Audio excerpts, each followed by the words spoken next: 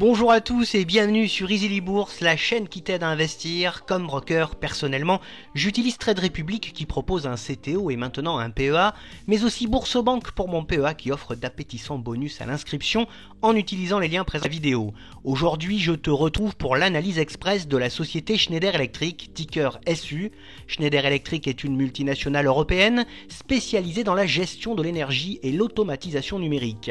Le groupe mène la transformation numérique de la gestion de l'énergie et des automatismes dans le résidentiel, les bâtiments, les centres de données, les infrastructures et les industries.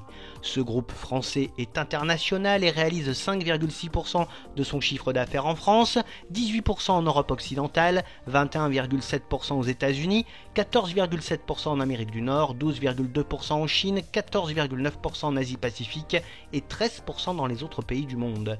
Schneider Electric possède un beau portefeuille de marques avec entre autres des marques comme Merlin Guerin, Invensys, Aveva ou Osisoft dans son escarcelle. Ces activités s'organisent autour de deux grands pôles que sont la gestion de l'énergie, avec 78,7% de son chiffre d'affaires, et l'automatisation industrielle, avec 21,3% de son CA. En quelques chiffres, le groupe Schneider Electric, c'est quoi ? C'est un groupe présent dans 100 pays via 97 centres de distribution et 191 usines. Il compte plus de 1000 brevets déposés et emploie plus de 166 300 collaborateurs. Son chiffre d'affaires s'est élevé à 38,1 milliards d'euros en 2024. Côté actionnariat, Schneider Electric est une société avec une base d'actionnaires diversifiée, comprenant des investisseurs institutionnels et individuels, où l'on retrouve entre autres le fonds d'investissement américain Massachusetts Financial Services, avec 5,7% des parts, et les employés de Schneider avec 3,6% du capital. A noter que son capital est constitué de plus de 82% de flottants et 11,75% d'institutionnels. Schneider Electric est depuis peu dirigé par Olivier Blum, qui en est le directeur général depuis novembre 2024. Les dates clés de l'entreprise sont 1836, la fondation de Schneider et compagnie, 1992, le rachat de Merlin Guerin, 1999, Schneider SA devient Schneider Electric, 2013, le rachat d'Invensys et 2022, le rachat total d'Aveva. Ses principaux concurrents sont l'allemand Siemens, le suisse ABB et l'américain Eaton Corporation. Voyons maintenant ensemble les principaux fondamentaux de cette belle société. Voici tout d'abord son cours de bourse lors de ces 5 dernières années. Depuis 2022, Schneider Electric bénéficie d'un contexte ultra favorable et surfe sur les tendances actuelles. La forte croissance dans le secteur des centres de données, alimentée par les tendances en intelligence artificielle et en transformation numérique, lui est notamment très profitable. Dans ces conditions, le titre a gagné 83% en 3 ans, 24% lors de la dernière année et offre un gain intéressant de 14% lors de ces 6 derniers mois. Son résultat d'exploitation est en forme, hormis 2020, il affiche une très belle hausse au cours du temps qui se confirme une nouvelle fois en 2024. Son chiffre d'affaires suit le même chemin et connaît une belle ascension depuis maintenant 4 ans, il est bien évidemment en hausse en 2024. Sa rentabilité via son retour sur capitaux propres est également bonne et progresse lentement mais sûrement, elle se situe autour des 14% en 2024. Schneider Electric affiche un endettement en baisse et qui est parfaitement gérable compte tenu de son bilan financier remarquable. Son free cash flow est élevé et supérieur à 4 milliards d'euros, bien qu'en légère baisse en 2024, il reste très confortable. Son bénéfice net par action ne cesse de progresser au fil du temps, sans surprise, il est en hausse en 2024. Sa marge nette est en baisse en 2024, elle est correcte et voisine des 10,5%. Sa marge d'exploitation continue de progresser d'année en année, elle est bonne et atteint les 18,5% en 2024. Son PER est assez élevé, il est bien supérieur à sa moyenne et prouve que le titre est surévalué. Concernant sa droite de régression, nous observons que le titre évolue au-dessus de sa valeur théorique à plus d'un écart type.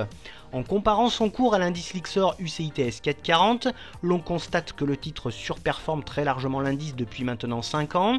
Le groupe offre une bonne redistribution à ses actionnaires, son payout ratio s'est élevé à environ 50% en 2024. Schneider Electric délivre un dividende fiable et croissant à ses actionnaires, avec un faible rendement de 1,36% au cours actuel, le groupe a reversé 3,50€ par action en 2024. Le groupe réalise quelques programmes de rachat d'actions, notamment pour ses salariés. Ces résultats ne sont pas toujours conformes aux attentes des analystes et des investisseurs exigeants, malgré de belles performances. Boosté par un environnement très favorable à ses activités depuis 3-4 ans, Schneider Electric a augmenté ses dépenses en recherche et développement.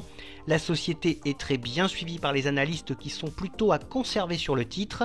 L'objectif de cours moyen est fixé à 264 € et celui de cours haut à 308 €, ce qui me paraît envisageable à moyen terme. Synthétisons tout cela. Tous les voyants sont en vert pour ce groupe qui connaît une belle croissance et bénéficie d'une excellente visibilité sur ses activités. Seule ombre au tableau, sa valorisation semble un peu trop élevée compte tenu de son chiffre d'affaires. Passons maintenant aux atouts de cette belle société du secteur industriel.